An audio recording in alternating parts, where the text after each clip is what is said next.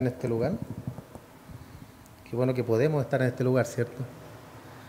Que Dios nos ha permitido estar acá, hermano, vivir un año más, poder comenzar este año, como lo estamos viendo, haciendo la voluntad de Dios.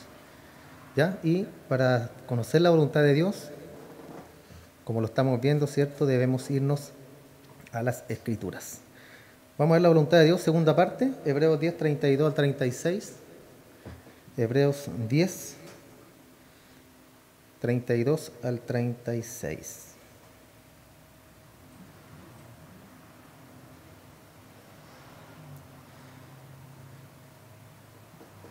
Vamos a leer, dice, pero traed a la memoria los días pasados, en los cuales, después de haber sido iluminados, sostuvisteis gran combate de padecimientos.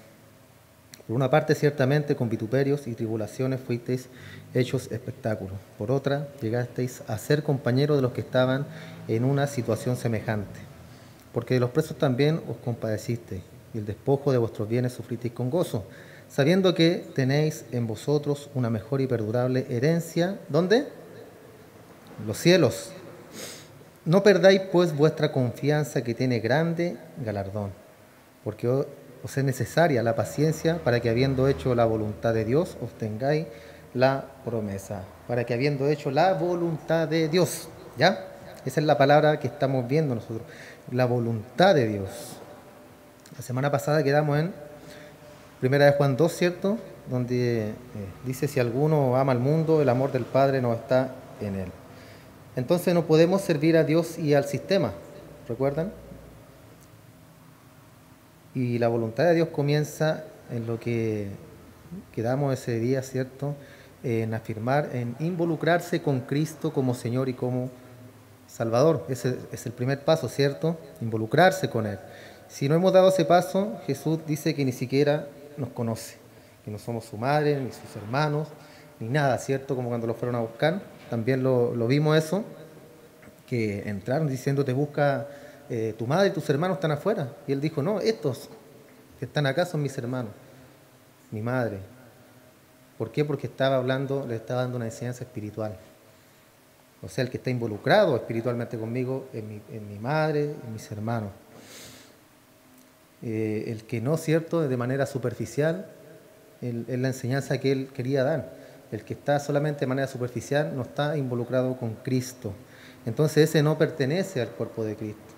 ¿Ya? Y ahí hablamos de los religiosos, de las personas religiosas, que sirven a un sistema religioso solamente. ¿Ya? No se involucran con el Señor, no se involucran más allá con el Señor, sino que solamente hacen de lo que creen ellos una religión y no un estilo de vida como el cristiano, ¿cierto? El cristiano tiene un estilo de vida basado en la palabra del Señor. Entonces Jesús dice que ni siquiera estás en la familia si no te involucras con Él. No eres ni la madre ni mi hermano, no tienes asociación alguna con Jesús, conmigo, dice el Señor. Eres como una oveja sin pastor, no tienes líder. Y si no hay un líder, no hay a quien seguir, ¿cierto? Vives prácticamente solo. Entonces el segundo elemento de la voluntad de Dios en las Escrituras, en Efesios capítulo 5, verso 17, por tanto dice, no seáis insensatos, sino entendidos de cuál sea la voluntad del Señor. Esta palabra insensatos, hermano, es una palabra griega, afrón, o afrón, y habla de alguien sin sentido, ¿ya? Habla de una persona estúpida. Esto, el diccionario, ya no son palabras mías, por favor, ¿ya? Para que, por si alguien se siente ofendido, no solamente estoy leyendo. Habla de una persona que es estúpida, de una persona ignorante. También de una persona egoísta, de una persona imprudente. Moralmente también incrédulo, indocto, insensato, que es la palabra base, ¿cierto? Loco, necio. Hasta loco aparece acá, mira. Entonces, dice, por tanto no sean insensatos, no sean locos, no sean estúpidos, no seamos, me incluyo, no seamos egoístas, no seamos imprudentes, sino entendidos. ¿En qué? En cuál sea la voluntad del Señor. Y volvemos a lo mismo, ¿cierto? Como yo conozco la voluntad del Señor, en primer lugar es que la voluntad del Señor es que quiere que todos seamos salvos. Él quiere que tú seas salvo y vengas al arrepentimiento. Entonces, pregunta, si no conoces la voluntad del Señor, ¿qué es lo que eres si no conoces la voluntad del Señor? Eres un necio, somos unos necios. Afrón, eres un afrón. Y eso es lo que dice, no seas afrón, sino entendido en la voluntad del Señor. No seamos necios, no vivamos como locos. Si no entendemos la voluntad del Señor, hermanos, somos unos torpes, dice, ¿cierto? Estamos buscando, ¿cierto? La voluntad del Señor y esa la encontramos en las Escrituras. Si no buscamos en la Biblia, si no nos sumergimos en la Biblia, jamás vamos a encontrar la voluntad del Señor. Ya, y para recordar un poco, la semana pasada estamos viendo la voluntad de Dios en general, ya, no la voluntad de Dios, lo vimos en mi trabajo, la voluntad de Dios en los estudios, con qué me voy a casar, qué auto me voy a comprar, qué casa, dónde voy a vivir, todo eso no es la voluntad de Dios, ¿ya? Esas son decisiones que tomamos nosotros en base a nuestra sabiduría, a nuestra inteligencia, ¿ya? Y nos apoyamos en las Escrituras para poder tomar la decisión, ¿ya? Pero esa no es la voluntad del Señor, son decisiones nuestras.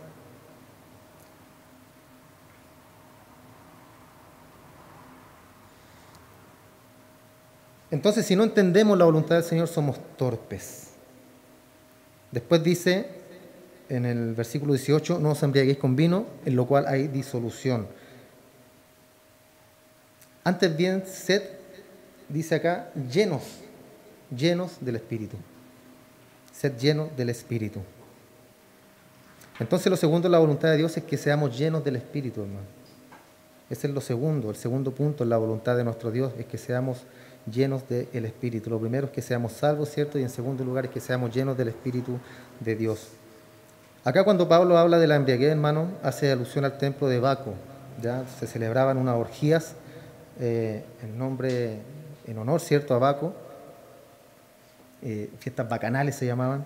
Y se dice que cuando los adoradores religiosos antiguos se reunían, creían que tenían comunión con la deidad mediante los medios, dos medios primordialmente. Uno era la inmoralidad sexual, en primer lugar, cuando una sacerdotisa, que era la prostituta del templo, y en la euforia y el éxtasis de la experiencia sexual que ellos tenían con las prostitutas, porque eran templos, hermanos, entre comillas, entendamos templos, ¿ya? Y habían prostitutas en el templo y ellos tenían esta experiencia religiosa por medio del sexo y pensaban que tenían comunión con la deidad mediante esto, que es el sexo y el alcohol, ¿ya? También era la embriaguez. Creían que al embriagarse elevaba más allá de sí mismo, si lo llevaba a un nivel más alto, ¿cierto? Lo llevaba a un nivel de euforia religiosa también. Y ellos pensaban que así tenían contacto con la deidad. Recuerden que la iglesia, ¿cierto? En Corintio, todas las iglesias que Pablo fundó, la mayoría eran personas religiosas, eran personas que venían del paganismo, ¿ya? Entonces él les enseña eso, porque ellos traían su religión arraigada a ellos. Entonces ellos después lo tomaban como normal, ¿cierto? Y querían tener la misma experiencia con el Dios que Pablo les enseñaba, en conocer a Cristo, pero con su antigua forma de ser. Y Pablo por eso les dice, no se embriaguen con vino, sino que sean llenos del Espíritu. O sea, dejen atrás eso y sean llenos del Espíritu de Dios. Y es lo que nos pasa a nosotros, ¿cierto? Cuando llegamos a Cristo, debemos dejar cosas atrás, ¿cierto? Venimos con cosas del mundo que poco a poco las vamos dejando. La inercia al pecado está en nosotros y una vez que esa inercia se acaba, se empieza a agotar, empezamos a dejar las cosas y tomamos un nuevo estilo de vida en nosotros. Entonces por eso Pablo le dice a ellos que se olviden de todo esto.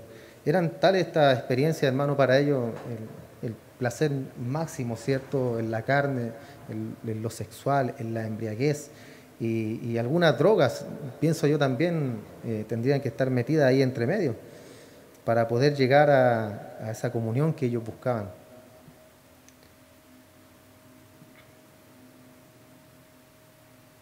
Esto se repitió, hermano, cuando comenzó el movimiento hippie en los años 60. Un hombre comenzó a promover el ingerir drogas como una experiencia religiosa, ¿ya? Porque esas drogas elevaban el nivel de conciencia. ¿Para qué? Para buscar otras experiencias.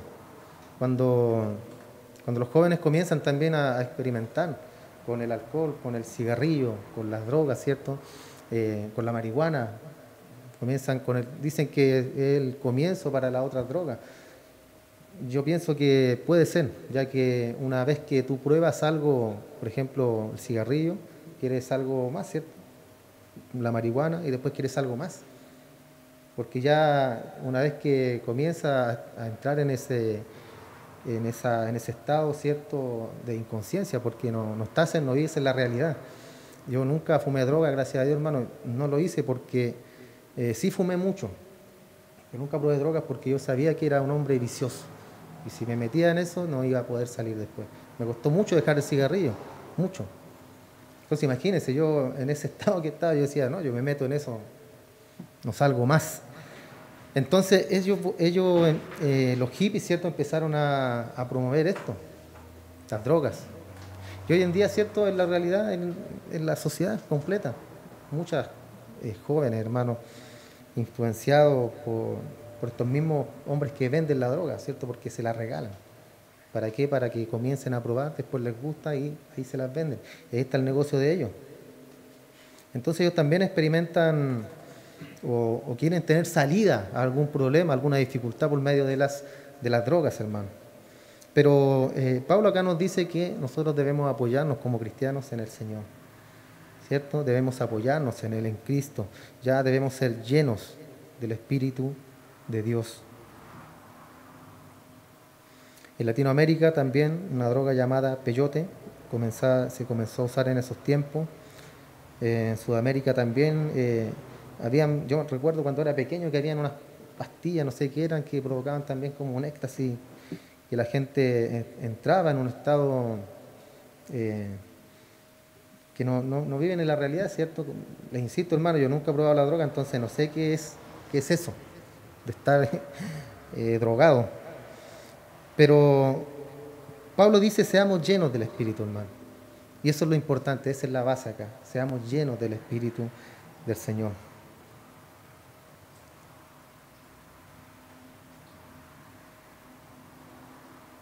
Entonces Pablo dice, miren, si quieren acercarse a Dios, si quieren ser elevados, si quieren trascender y salirse, ¿cierto?, de las normas de la vida, alcanzar un nivel de la deidad del Señor, no lo hagan con la embriaguez, sino que háganlo ¿con qué? Háganlo estando llenos del Espíritu Santo.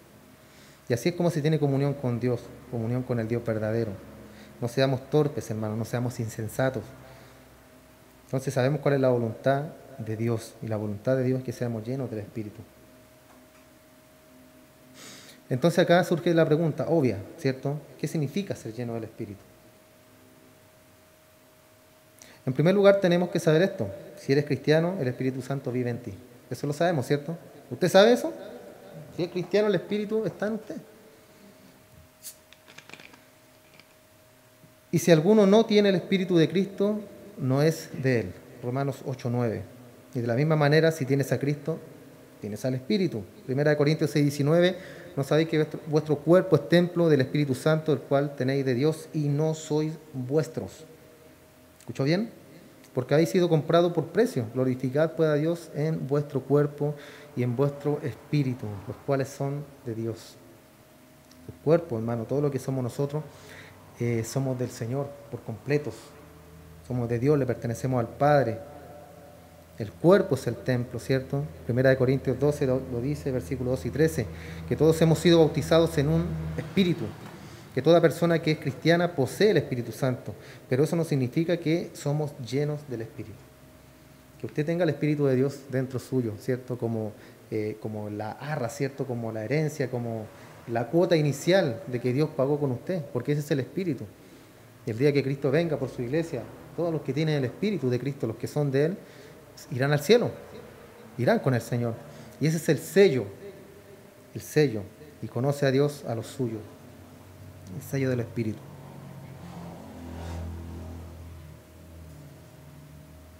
Entonces, ¿qué queremos decir con llenos? Esta palabra habla de ser controlado por, en este caso, por el Espíritu. Ser lleno del Espíritu es ser controlado por el Espíritu. La palabra pleró tiene la idea de influencia total.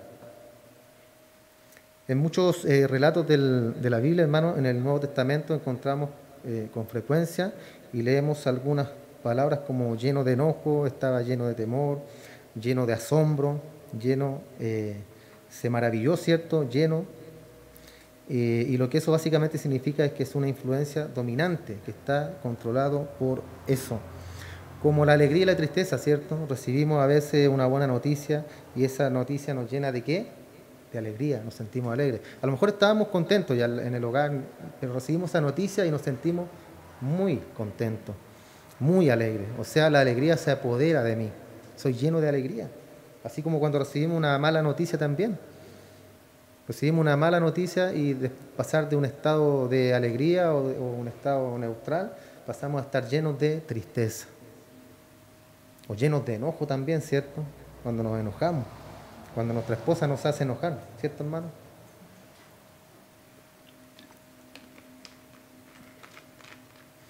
Entonces eso es lo que significa ser llenos, hermano, es ser dominado por la fuerza, por el poder del Espíritu Santo en nuestra vida.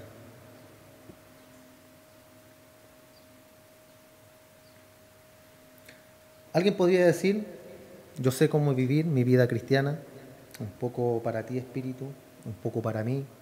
Unas horas hago lo que yo quiero, después me involucro nuevamente con el Espíritu, ¿cierto? En las semanas vivo yo y el domingo tu Espíritu domina mi vida y así un rato para cada uno, ¿cierto? Y así es como muchos cristianos viven hoy en día, hermano. Como decimos, ¿cierto? Acá salimos a la iglesia y nos quitamos la chaqueta de cristiano, me la echo aquí al hombro y me voy. Llego a la casa, la tiro y salgo a mi trabajo, vivo mi vida en la semana y el domingo, ¿cierto? Planchadita mi chaqueta de cristiano, bien limpiecita, me la pongo y vengo a la iglesia. Esa no es la forma, hermano, de vivir. La forma correcta es de que tú siempre estás con tu chaqueta puesta. No te la puedes sacar, hermano. No te la puedes sacar porque de eso depende nuestra vida cristiana, ¿cierto? Si somos cristianos, la palabra cristiano significa pequeños Cristos, ¿cierto? Es una palabra compuesta. Pequeños Cristos. Entonces, si somos cristianos, somos pequeños Cristos y vivimos como Cristo vivió en la tierra, ¿cierto? Y obedecemos su palabra porque somos cristianos. Entonces, no hay forma de que nos quitemos de chaqueta, hermano. No hay forma. Debemos llevarla siempre con nosotros puesta. Y es triste, hermano, porque hay muchos cristianos que hacen esto. Hay muchas personas que hacen eso. Pero ser lleno del Espíritu significa que la balanza siempre se inclina de manera total en favor del Espíritu. O sea, ser lleno, ser dominado, ya no son mis decisiones, sino que son las decisiones de Dios en mi vida. Cuando alguien te ofende, ¿qué es lo que debes hacer tú? Perdonarlo, ¿cierto? La palabra dice, ora, bendice al que te maldice. Es como, no tiene lógica, ¿cierto? Para nosotros, no tiene lógica esto. Pero si la palabra nos dice que lo hagamos, debemos hacerlo. Antiguamente en el mundo, ¿cierto? Ojo por ojo, diente por diente, y el que me la hace, me la paga. Pero la Biblia nos dice lo contrario. El que te la hizo, bendícelo. Bendícelo. Ora por él, ora por tu enemigo. Porque nuestra lucha, hermano, no es contra carne ni contra sangre. Es contra huestes, ¿cierto? Contra potencias demoníacas, hermano, que nosotros no las podemos ver, pero están aquí. Pueden estar paseándose aquí, estar afuera. Están en todos lados, hermano. Y esa es nuestra lucha. El diablo nos quiere vencer, el diablo nos quiere derrotar a nosotros, hermano. ¿Qué es lo que debemos hacer nosotros? Resistir al diablo. ¿Y el diablo qué hará? Huirá. La palabra no nos dice lucha contra el diablo, pelea contra él. Pelea y lo vas a vencer. Resiste al diablo, Resiste a la tentación, resiste al que te maldice, resiste al que te insulta en la calle. Si tienes un problema con alguien, resístelo, hermano. Ora por él, bendícelo.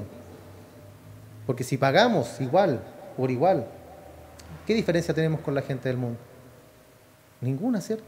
Somos igual que ellos. Somos igual que ellos, hermano.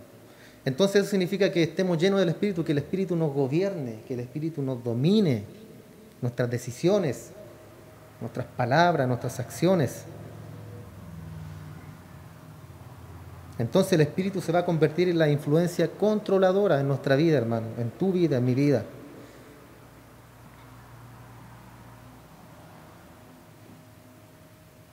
Otro uso de esta palabra, pleró, ¿cierto?, en el Evangelio, para expresar cuando el viento mueve las velas, o sea, llena las velas de un barco y lo controla, ¿cierto?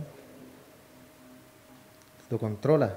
Las velas son alzadas, izadas, ¿cierto? Y el viento las llena y el viento las dirige y se controlan, ¿cierto? Y usted lleva el barco donde quiere.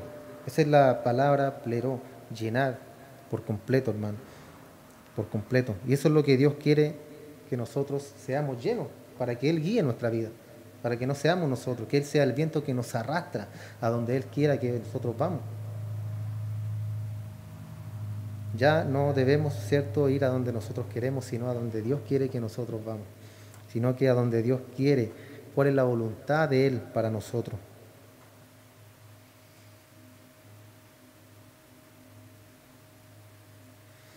Entonces esto mismo sucede en nuestra vida cuando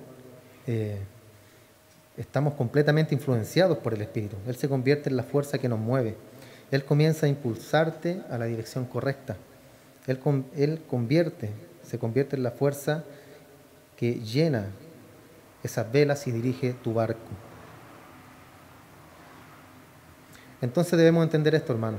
Posees el Espíritu Santo, pero no necesariamente estás bajo la influencia dominante del Espíritu Santo en todo momento.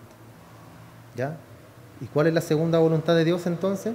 Si tú tienes el Espíritu, que el Espíritu te domine, que seas lleno del Espíritu Santo.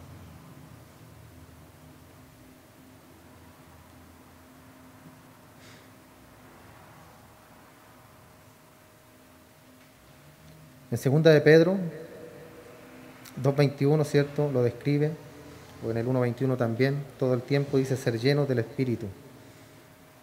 Ser llenos del Espíritu. Y esto es permitir que el Espíritu domine tu vida y te mueva. Entonces no tenemos que pedir al Espíritu porque ya lo poseemos. Muchas veces, ¿cierto?, la gente dice, ora para que sea lleno del Espíritu del Señor. O Señor, lléname de tu Espíritu. Debemos nosotros hacer eso, hermano. El Espíritu ya está en nosotros. ¿Qué es lo que nosotros debemos hacer ahora? Avivar ese don que está en nosotros. Cuando Pablo le dice a Timoteo, aviva el don que está en ti, el fuego, el Espíritu que está en nosotros, debemos avivarlo nosotros, hermano. Ya, no decirle al Señor, sino que nosotros, por medio de la palabra, de la Escritura, de buscar al Señor, de estar en comunión con Él, cada instante, cada momento, así comenzamos a llenar el Espíritu, a inflamar esa llama cada día más.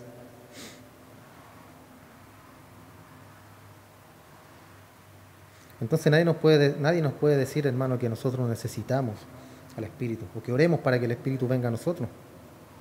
Ya lo tenemos, vive en nosotros. Y necesita controlar nuestra vida, necesita ser influenciado. Nosotros necesitamos ser influenciados por el Espíritu, por el Señor, hermano.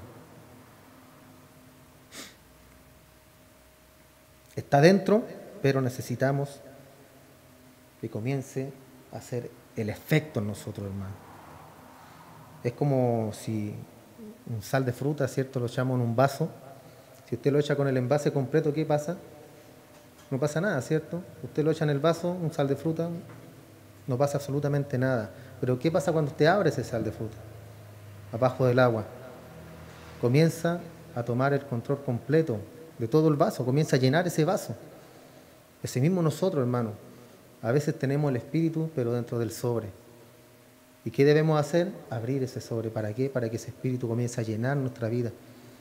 Para que seamos influenciados por ese Espíritu. Y que ya no sean nuestras decisiones, hermano, que ya no sean tus decisiones, que no sean mis decisiones, que sean las decisiones de Dios. Y Él comienza a tomar el control de nosotros. Él comienza a tomar el control de nuestra vida, hermano. Y eso debemos hacerlo nosotros. No es algo mágico.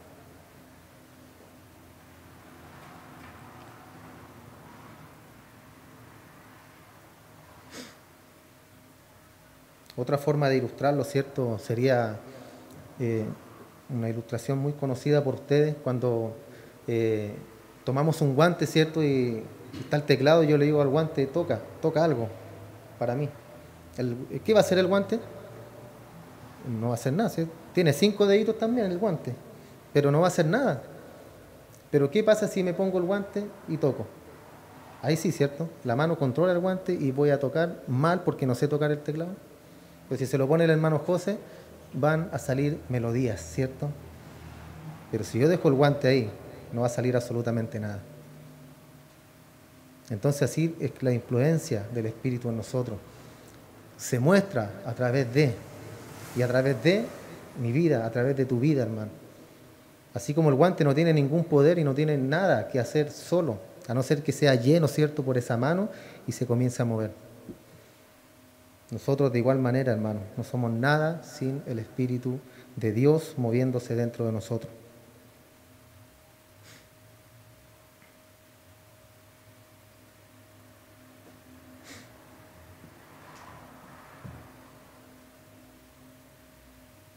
Entonces, en esta ilustración, el guante solamente hace la voluntad del que lo está utilizando, del que lo está manejando. Asimismo, nosotros, influenciados por el Espíritu Santo, haremos lo que Él quiere, donde Él nos quiera llevar, donde Él quiera que nosotros trabajemos, donde Él quiera que nosotros vamos. Ahí nos va a guiar el Espíritu de Dios.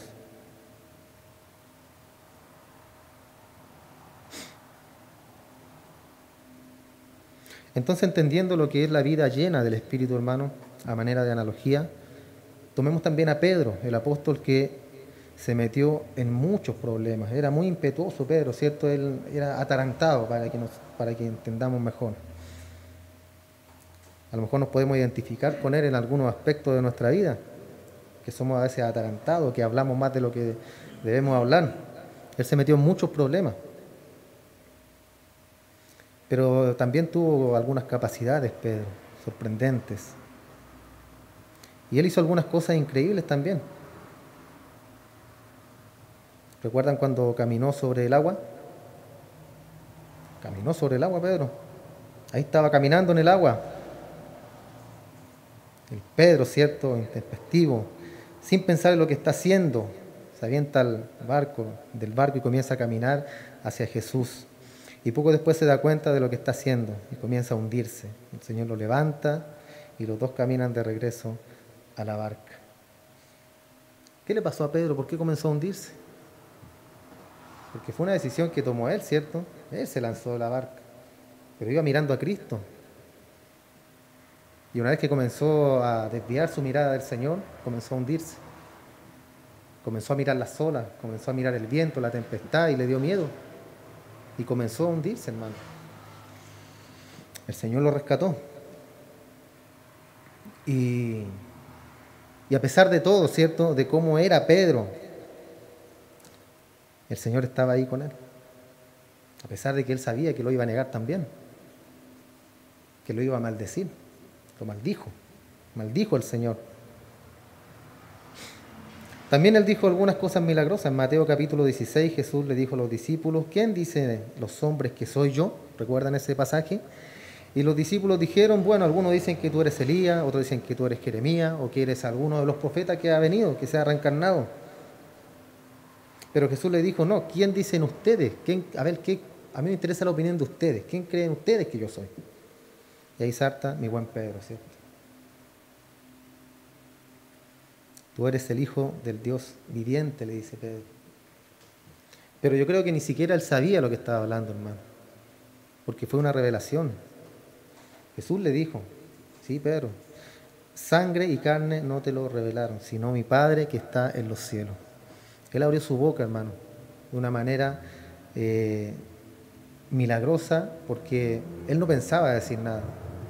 Dios se lo reveló y Dios habló a través de él, para revelar, ¿cierto?, quién era Jesús. quién era Cristo.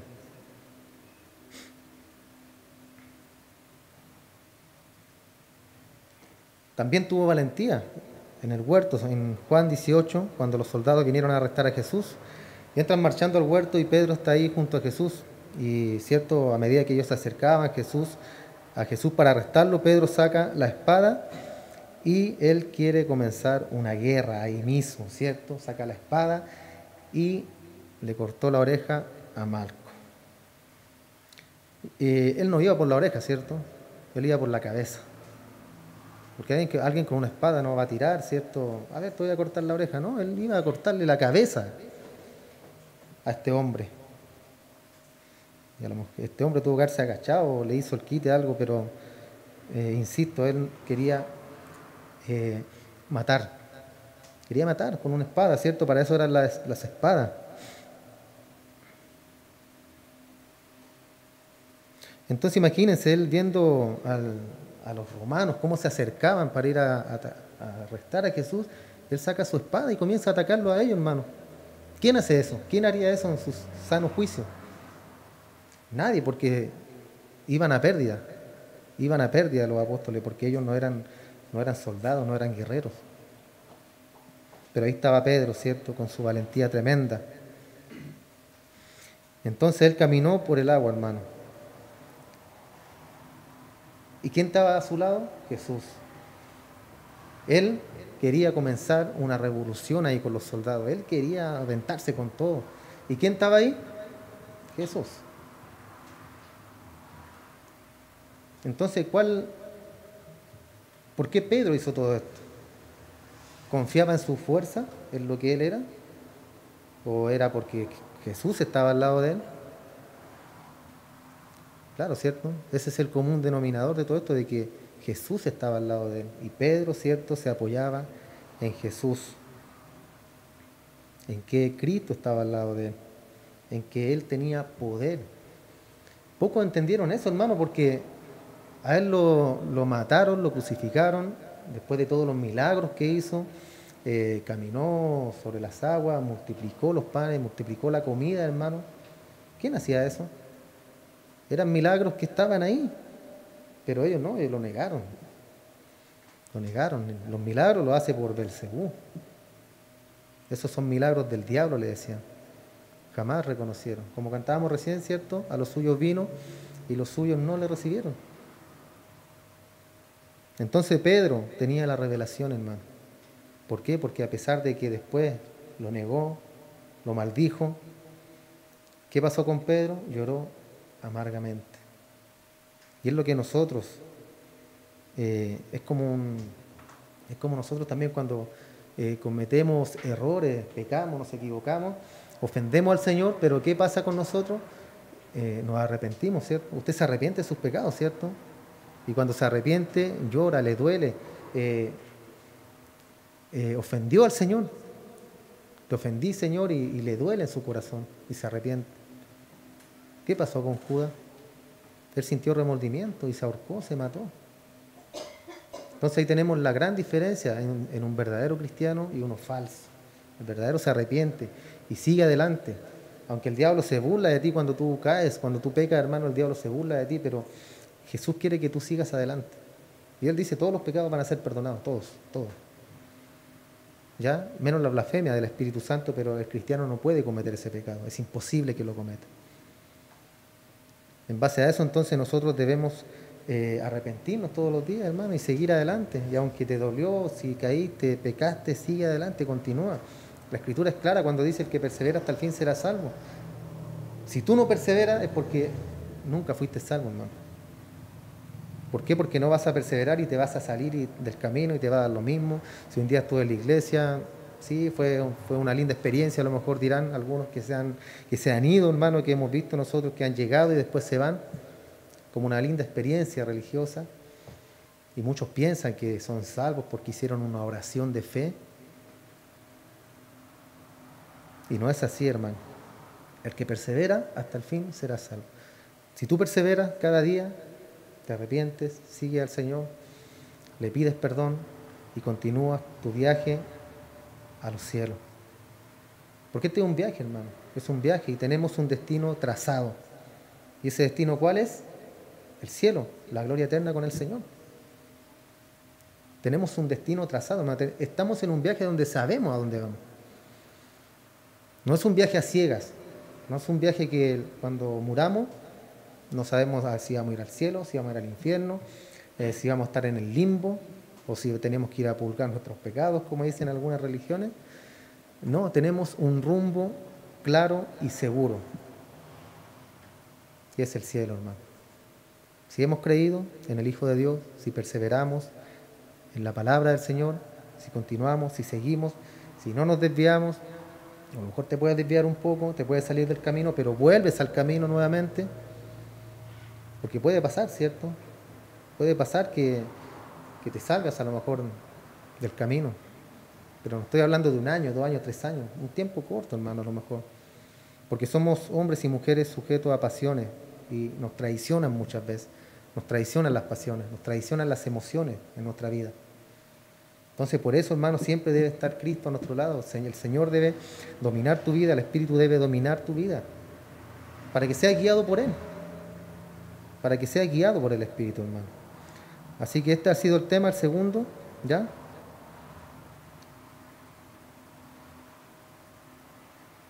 De buscar la voluntad de Dios, y la voluntad de Dios, como dice la palabra, es buena, es agradable y es perfecta, hermano. Busquemos la voluntad del Señor cada día. Y el segundo punto, cierto, es que Él quiere que seamos llenos del Espíritu. Deja que el Espíritu domine tu vida, hermano. Que domine tu vida. En las decisiones, sobre todo, cuando hay dificultad, problema, que el Espíritu tome las decisiones correctas. Si alguien te ha ofendido, si alguien te ha hecho daño, ora por él, bendícelo, ámalo. Si tu enemigo, cierto, tiene hambre, ¿qué dice la palabra? Dale de comer, ayúdalo. Si esa persona te ofendió, si esa persona te hizo algo malo, bendícelo. Si puedes ayudarlo, ayúdalo. Ora por él. Y ahí estaremos demostrando que somos verdaderamente hijos de Dios. Padre, te damos muchas gracias, Dios. Gracias por tu palabra, por este tiempo, Dios mío. Tu Padre quieres que seamos llenos, Señor, de tu Espíritu. Que ese Espíritu que está en nosotros, Señor, pueda dominar nuestra vida por completo, Padre. Por favor, te lo pedimos, Señor. Queremos encontrar tu voluntad, queremos encontrar, Señor, ese camino que a lo mejor está un poco extraviado, Señor, un poco perdido. Y ser llenos de ti, Padre, ser llenos de tu Espíritu. Y darnos cuenta, Padre, en nuestras acciones, darnos cuenta, Señor, en nuestra vida diaria, de que estamos siendo llenos de tu Espíritu, con nuestras acciones, con nuestro hablar, con nuestro caminar, Señor. Cada día, que la gente pueda darse cuenta que somos diferentes, Señor. Que la gente se dé cuenta que somos diferentes a los demás. Que por medio del perdón, que por medio, Señor, de un abrazo, de una palabra, podamos demostrar que somos tus hijos. Gracias, Padre. Gracias, Señor, porque has permitido que lleguemos a este lugar. Estamos comenzando un nuevo año, Padre, y lo queremos comenzar al lado tuyo. Y lo queremos comenzar, Señor, aferrados de tu mano. El día de hoy, Señor, te pedimos que tomes nuestra mano, Padre, y no la sueltes jamás.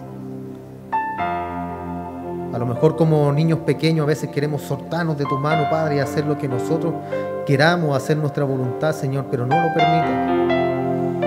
Así como nosotros, como padres, damos la mano a nuestros hijos cuando son pequeños para atravesar la calle, para que no se nos arranquen a cualquier lugar y corran peligro. Asimismo nosotros, Señor, te rogamos en esta hora que tomen nuestra mano y no la sueltes jamás. Porque si nosotros nos soltamos de tu mano, Señor, corremos peligro. Corremos peligro, Padre, y no queremos eso. Que cada día podamos aferrarnos más y más a ti, Señor, a tu palabra, a lo que tú quieres para nosotros. Y cada día podamos mostrarte, Dios del cielo, por medio de nuestras acciones, de nuestros actos, que estamos cambiando, que estamos progresando, que estamos caminando, Señor, en tu voluntad. Y si hemos fallado, Dios, perdónanos. Si hemos fallado, Padre, perdónanos. En el nombre de tu Hijo Jesús te rogamos que nos perdone. Acuérdate que somos pecadores, Señor. Acuérdate que somos carne de pecado. Que el pecado está en nosotros, Señor. Acuérdate de eso, Señor, y ayúdanos cada día. Bendice a mis hermanos. Tú conoces sus luchas, tú conoces sus debilidades, Padre. Tú sabes cómo han llegado el día de hoy a este lugar. Y yo te pido, mi Señor, que se vayan bendecidos, que se vayan renovados, que hayan tomado fuerza, Señor, en este lugar. Si están tristes, si están atormentados, lleva alegría a sus corazones, lleva paz, lleva tranquilidad a sus vidas, confianza, Señor, fe. Que tú tienes control de todas las cosas, Padre Santo.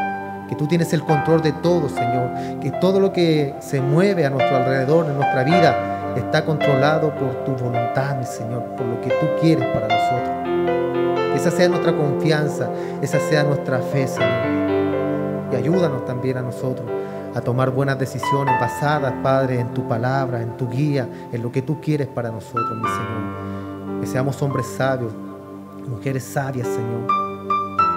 No necios, no insensatos, sino entendidos en cuál sea tu voluntad, Señor.